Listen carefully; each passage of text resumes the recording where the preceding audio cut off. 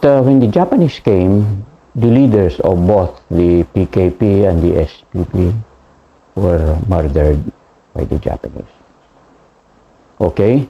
So, in the hierarchy, the next in line took over. And these are Luis Taruc and Jose Lava. They had about 10,000 followers. These were party members, supporters, and so on. They wanted to fight the Huks. They wanted to fight the Japanese. So they coined the name Hukbong Laban sa Hapon, Hukbalahap. They needed firearms. The United States dropped firearms to them. So they were armed and 10,000 strong, organized into flying squadrons, battalions, and so forth. Liberation. When Rojas became president, he wanted the firearms to be returned. So, very few came up. So you had now a fledgling military police command, which was the origin of the armed forces, faced by squadrons of well-armed, well-supplied Hukbalahaps who refused to surrender their firearms. So, a series of strategies were adopted by succeeding presidents. Rojas came in with this mailed fist policy. But how can you use your mailed fist when you had a starting army, not fully equipped, poorly trained, as compared to the army that we have now? But we had to make do. Now, HMBs were cocksure. They had the villages, they had the barangays under their thumb. If a barangay captain does not cooperate, he's either kidnapped or killed. They didn't care. They didn't talk about mass organization, about attracting the mass. So they were Filipino communities in these areas were scared of the Huks, scared of the military, or scared of their own leaders. So these are the operational environment that a soldier had to come in. But for the scout rangers, it was only one track. Who is your target? Do everything to follow him, etc. And if you get tired, then another one will come in. That is the difference in the concept, in the utilization of scout rangers now. The first thing you have to do is really to be physically and mentally sound, proficient, with the spirit to conquer hardships along the way. We volunteered, so we had no choice. So you have to endure all these hardships, or else if you cannot take it, get out of the unit. Nobody will miss you. And you've got to compete also with your fellow officers, because there's always a contest of going to bag the first target. So we were trained, number one, to look for target personalities. And the target personalities at the time were Luis Taruc, Jesus Lava, Casto Alejandrino, Tomas Calma, Alfredo Saolo, and all those things. You've got to study their whereabouts, history of their family, where are they, etc. President Maagsaysay became Secretary of National Defense. And together with some advisors, like Colonel Ed Lansdale, etc., said that we will modify the mailed fist approach of Rojas. We will say left-hand effort to attract all of those who want peace and security and return to their homes. Right-hand effort, all-out force against those who chose to defy the government and the military. All of these should be balanced. Also, at the time, 9 battalion combat teams was organized through the recommendation of JUSMAG. We switch now to the other side. President Maagsaysay became Secretary of National Defense. And together with some advisors like Colonel Ed Lansdale, etc., said that we will modify the mailed fist approach of Rojas. We will say left-hand effort to attract all of those who want peace and security and return to their homes. Right-hand effort, all-out force against those who chose to defy the government and the military. All of these should be balanced. Maagsaysay brought in a change for that. A change in the attitude of the soldiers, a change in the attitude of the officers, etc. To assist him was a 10-centavo telegram that is wired free to a presidential committee on pickup on military abuses or complaints. It's a complaints section, and Maagsaysay reads all of this. And that complaint section was headed by Colonel Frisco San Juan. And in an effort to cleanse the armed forces, officers and men had to be sacrificed. Of course, some had to, in not much due process, but they had their opportunity to be heard in court. But it restored the confidence of the people on the government, because they saw that they had a hand, a chance to air their grievances to the Secretary of National Defense. An HMB is a Filipino like us, but number one, he had the motivation to eventually take over the country by force of arms. The ideology on how it will be done will come in later on. Number two, they had the preponderance of weapons and ammunition. They were supplied by airdrops by the U.S. Army to fight the Japs. They kept all these firearms, they kept all their, they cached all their ammunition all over the country, particularly around Manila, with emphasis on Tarlac, Pampanga, Bulacan. So we concentrated on that. Number two, they had the experience. They had been ambushing the Japanese. They have been ambushing supposed to be Japanese Filipino collaborators with the Japanese. They were also ambushing their enemies or their rivals in the village. So they had blood on their hands. On the other hand, here comes a group that did not have the ideas of what the Huks were going to do. And this I transformed and transferred it to the people who served under me, people we trained, mostly on go, go, go, get the enemy, finish him, without regard to the aspects of such things that we have now in dealing with the civilians, etc. Of course, we had to be human rights apostles, making sure that we follow the rules of engagement. Then we shifted to special forces, and we became not only fighters, but organizers as well. And that is where we learned to develop our contacts with people who can be classified as pro-government, anti-government, or what in the center. And we concentrate on the people who are undecided. Because in the fight for ideas, you should know how the Hukbalahaps and later on the HMBs and then the NPA's techniques of approaching the people. So it was actually, in Mao Zedong said, winning the hearts and minds of the people. And these are people torn between towards the anti-government forces and towards the government. We meet them headlong, and naturally, in a guerrilla warfare, you have a very elusive enemy. So the mailed fist did not succeed because they just disappeared in the countryside or they hid their firearms. That's the mailed fist. Now, about this time, there was an election that was held in the 1940s.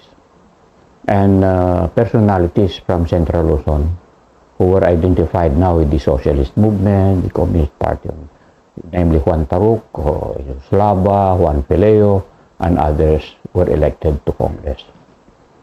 When Congress assumed session, this 6 congressmen from Pampanga, Bulacan, Tarlac were kicked out because they said that they were elected to fraud and terrorism.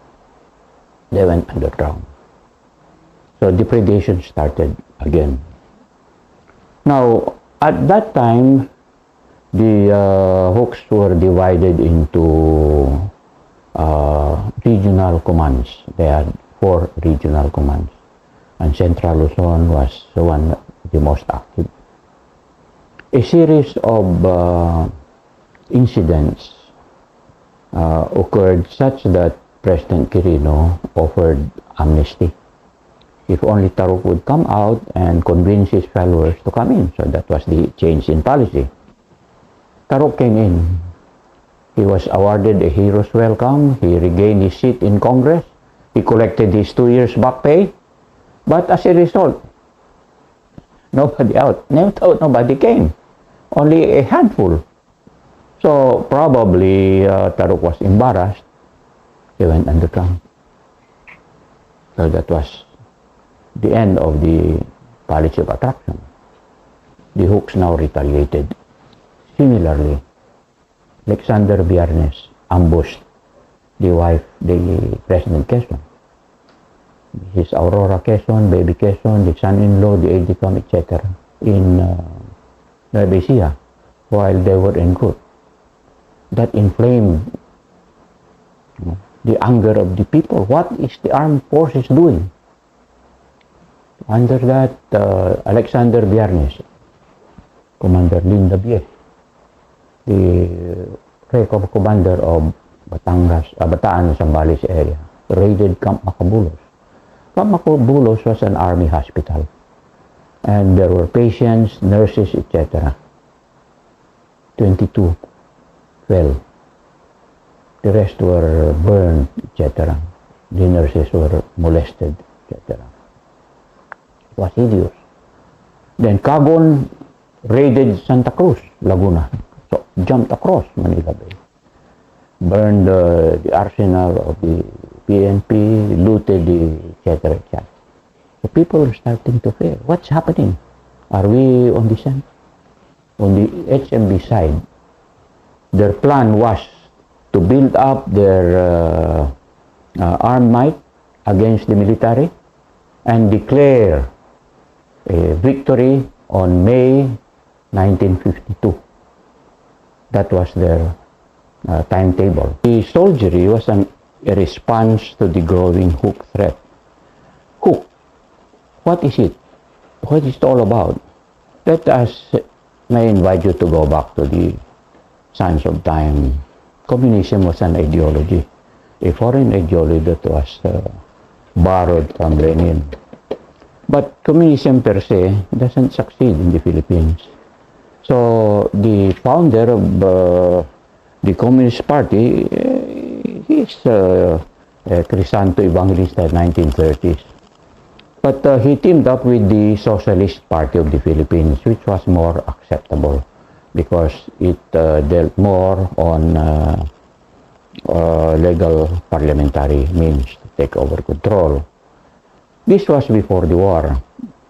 But when the Japanese came, the leaders of both the PKP and the SPP were murdered by the Japanese. Okay? So, in the hierarchy, the next in line took over. These are Luis Taruc and Jose Lava. They had about 10,000 followers. These were party members, supporters, and so on. They wanted to fight the Huks. They wanted to fight the Japanese. So they coined the name Hukbong Laban sa Hapon, Hukbalahap. They needed firearms. The United States dropped firearms to them. So they were armed and 10,000 strong, organized into flying squadrons, battalions, and so forth. Liberation. When Rojas became president, he wanted the firearms to be returned. So, very few came up.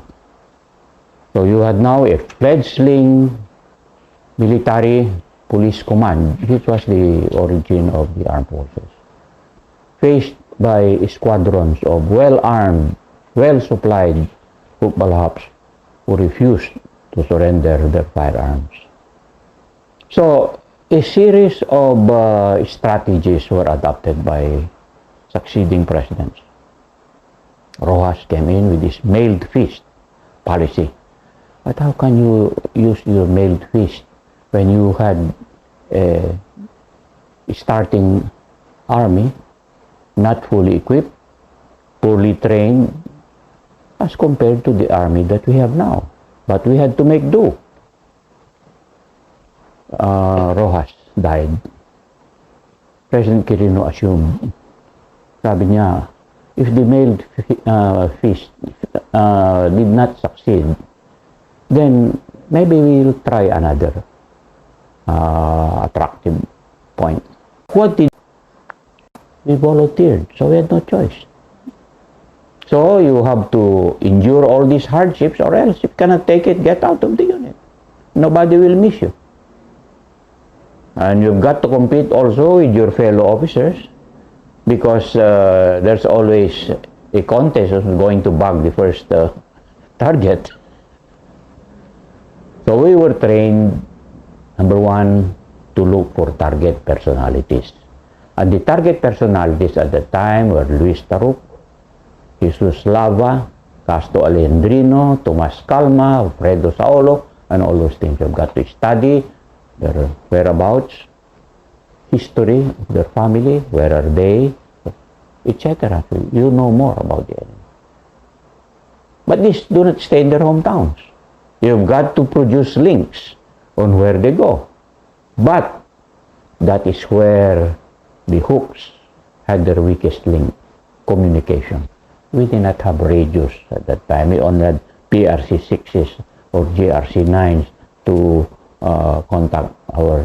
We had keys to do that. But we did not have the luxury of having cell phones, etc. And the Huks also were worse. So they had to communicate how? Through couriers, through letter drops. And what we did, if we knew who is a courier there, we cultivated a friendship. Using attraction, using threats, and later on, positive cooperation. So our intelligence people get the messages, etc., then we can predict where they are going to pick up their next rations. Now, I will mention 2 or 3 operations where I participated in. One was Operation Four Roses. Operation Four Roses covered the areas of Sierra Madre, Quezon boundary, Nueva Ecija, etc. We had a massive force of about 6 BCTs, the cavalry, the scout dogs, and so forth.